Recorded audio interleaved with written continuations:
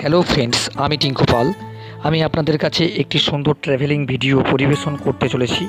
এই ট্র্যাভেলিং ভিডিওটি আমি শিবরাত্রি পূজার দিন শ্যুট করেছিলাম। এই ভিডিওটি শিবরাত্রি উপলক্ষে বানানোর একটি প্রধান উদ্দেশ্য ছিল। এখন আমি রওনা দিচ্ছি আসাম ডিব্রুগড় বগিবিল থেকে অরুণাচল প্রদেশ লেখাপনির উদ্দেশ্যে। এখন বগিবিলের উপরেতে আমি পর্যবেক্ষণ করছিলাম বগিবিলের চারদিকটি, এবং সেই বগিবিল থেকে এখন রওনা দিলাম অরুণাচল প্রদেশের উদ্দেশ্যে। এই বগিবিলটি দূরত্বতে প্রায় 4.5 কিলোমিটার হবে। তো এখন অরুণাচল প্রদেশের লেখাপনির দিকে এগিয়ে চলেছি। একটু পরেই আমি পেয়ে যাব অরুণাচল প্রদেশের সেই মালিনী থান মন্দিরটি, যার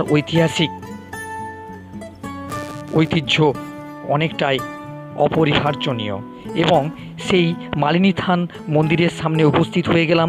এরপর টিকিট কাউন্টার থেকে টিকিট কেটে নেওয়ার পর রওনা দেব পাহাড়ের উপরের উদ্দেশ্যে। টিকিট কেটে নেওয়া হয়ে গেল। এরপর পাহাড়ের উদ্দেশ্যে উপরের দিকে রওনা দিচ্ছি। তো এখানে অনেকগুলি সিঁড়ি ভেঙেই উপরে উঠে যেতে লাগে, এবং মন্দিরে পুজো দেওয়ার পর মন্দিরের চারো সাইডে একবার পরিক্রমার মতো ঘুরে নিতে লাগে, এবং মনের মধ্যে যে বাসনা আছে তা ভগবানের কাছে প্রকাশ করে মনের বাসনাকে জানাতে লাগে। আর এই মন্দিরেতে এসে ধাগা বাঁধার একটি প্রচলন আছে। শিবরাত্রি পূজার দিনেতে অনেকেই এখানে ধাগা বাঁধে। আর কথিত আছে ভগবান শ্রীকৃষ্ণ শিশুপালকে হারিয়ে রূপকিনী দেবীকে নিয়ে এই মন্দিরেতে মহেশ্বর ও পার্বতীর আহ্বানেতে বেশ কিছুটা সময় এখানে কাটিয়েছিল। এই মন্দিরেতে শিবরাত্রির দিন প্রচুর পরিমাণ ভিড় হয়ে থাকে এবং শিবের মাথায় জল ঢেলে থাকে।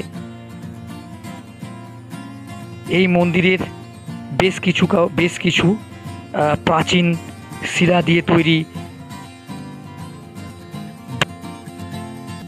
পাথরের মূর্তির নিদর্শন খুঁজে পাওয়া যায়।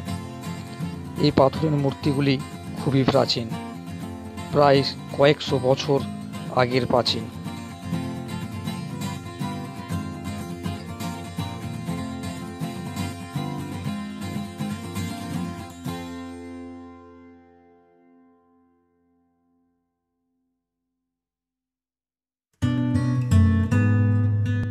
পাহাড়ের উপরে এই মন্দিরের প্রাকৃতিক সৌন্দর্য দেখতে খুবই সুন্দর ও মধুর লাগে। এবং এই মন্দিরের একেবারে উপরেতে মা রূপকিনী দেবীর মন্দির আছে। এই পাহাড়ের মালিনী থানের মন্দির থেকে উপরের দিকে সিঁড়ি দিয়ে মা রূপকিনী মন্দির পাওয়া যায়। এখন মা রূপকিনী মন্দিরে এসে হাজির হয়ে গেলাম।